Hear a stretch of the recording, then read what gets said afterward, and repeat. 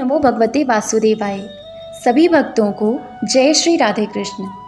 श्रीमद् भागवत महापुराण पंचम स्कंद 10वां अध्याय का द्वितीय भाग।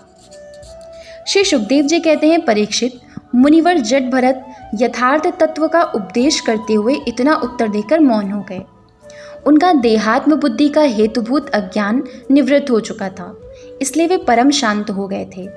अतः इतना कहकर भोग द्वारा प्रारब्ध क्षय करने के लिए वे फिर पहले के ही समान उस पालकी को कंधे पर लेकर चलने लगे। सिंधु सौवीर नरेश रहुगण पूरा अधिकारी था। अपनी उत्तम श्रद्धा के कारण जब उसने उन द्विज श्रेष्ठ के अनेकों योग ग्रंथों से समर्थित और हृदय की ग्रंथि का छेदन करने वाले ये वाक्य सुने, तब वह तत्काल पालकी से उतर पड़ा। उसका राजमद सर्वथा दूर हो गया और वह उनके चरणों में सिर रखकर अपना अपराध क्षमा कराते हुए इस प्रकार कहने लगा। देव, आपने द्विजों का चिन्ह यज्ञोपवीत धारण कर रखा है।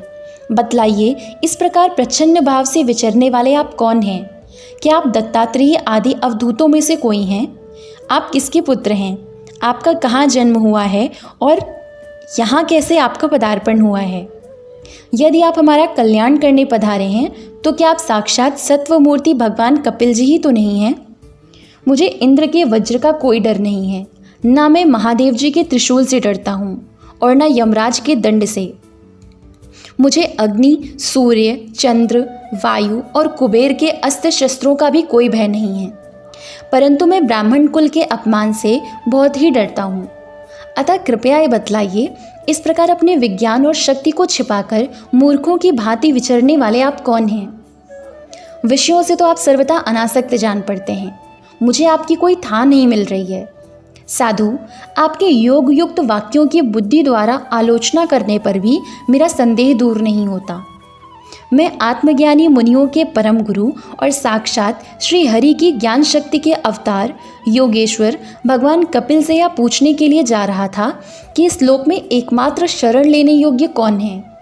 क्या आप वे कपिल मुनि ही हैं जो लोगों की दशा देखने के लिए इस प्रकार अपना रूप छिपाकर विचर रहे हैं? भला घर में आसक्त रहने वाला विवेकहीन पुरुष योगेश्वरों की गति कैसे जान सकता है? मैंने युद्ध आदि कर्मों में अपने को श्रम होते देखा है, इसलिए मेरा अनुमान है कि बोझा ढोने और मार्ग में चलने से आपको भी अवश्य ही होता होगा।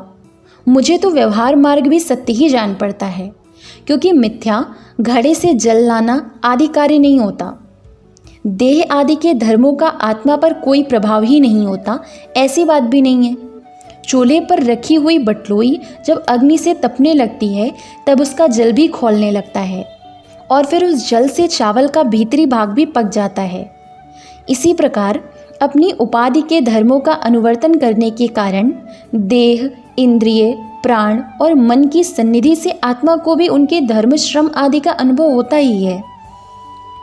आपने जो दंड आदि की व्यर्थता बताई, सो राजा तो प्रजा का शासन और पालन करने के लिए नियुक्त किया हुआ है, उसका दास ही है।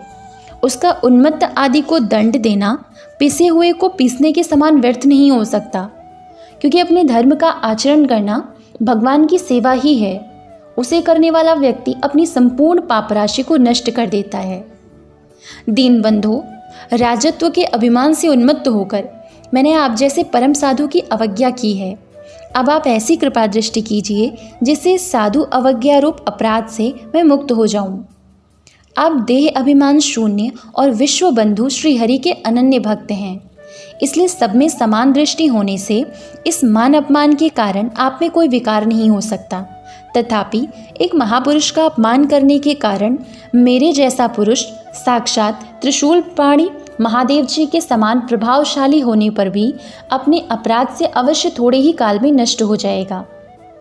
इति श्रीमद्भागवते महापुराणे पारमहंस्यां संहितायां पंचम स्कंदे 10वां अध्यायः। ओम नमो भगवते वासुदेवाय। जय श्री राधे कृष्ण।